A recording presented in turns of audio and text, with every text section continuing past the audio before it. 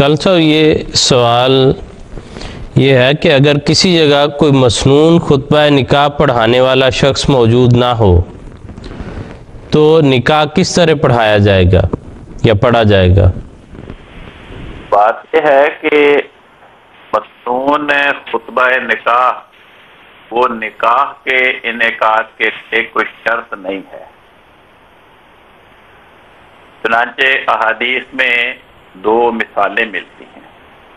ابو داؤد میں ہے، ایک صحابی بیان کرتے ہیں کہ رسول پاک صلی اللہ علیہ وسلم نے بغیر تشہد کے میرا نکاح پڑھ دیا، یعنی کوئی خطبہ نکاح نہیں کیا۔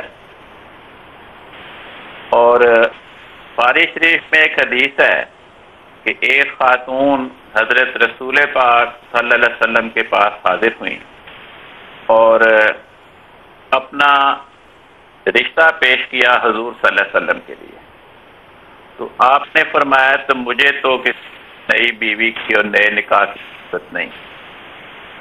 جب آپ نے انکار فرمایا، ایک اور صحابی نے کہا کہ یا رسول اللہ پھر اس خاتون کی آپ میرے ساتھ شادی کرا دیں۔ آپ نے فرمایا اسے کوئی کپڑا دو حق مہر کے لیے۔ اس نے کہا میرے پاس تو نہیں ہے۔ آپ نے فرمایا کچھ تو دو خاتون تو ہے، کوئی انگوٹھی ہی دو۔ تو اس نے اس پر بھی معذرت کی کہ میرے پاس تو وہ بھی نہیں ہے۔ آپ نے فرمایا کیا تمہیں قرآن کریم کا کوئی حصہ یاد ہے؟ اس نے عرض کی یا رسول اللہ مجھے فلاں فلاں حصے یاد ہیں۔ تو آپ نے فرمایا کہ ٹھیک ہے، جو قرآن کریم کا حصہ تمہیں یاد ہے اسی کو ہی میں مہر مقرر کرتا ہوں اور تمہاری اس کے ساتھ شادی کر دیتا ہوں۔ اور چنانچہ وہاں پر کوئی ذکر نہیں ہے کہ حضور نے کوئی خطبہ پڑھا، کوئی آیات پڑھی اور پھر ایجاب و قبول فرمایا۔ اس مجلس میں اعلان کر دیا کہ میں نے اس کی شادی کر دی۔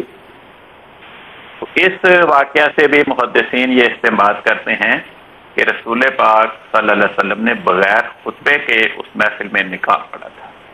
تو محض ایجاب و قبول کرنا، کسی مجلس میں یہ اعلان کرنا کسی کا کہ فلاں مرد کا فلاں خاتون کے ساتھ ہم نکاح کرتے ہیں، اس کا نام نکاح ہے، خواہ کوئی آیات پڑھے یا نہ پڑھے، خطبہ پڑھے یا نہ پڑھے۔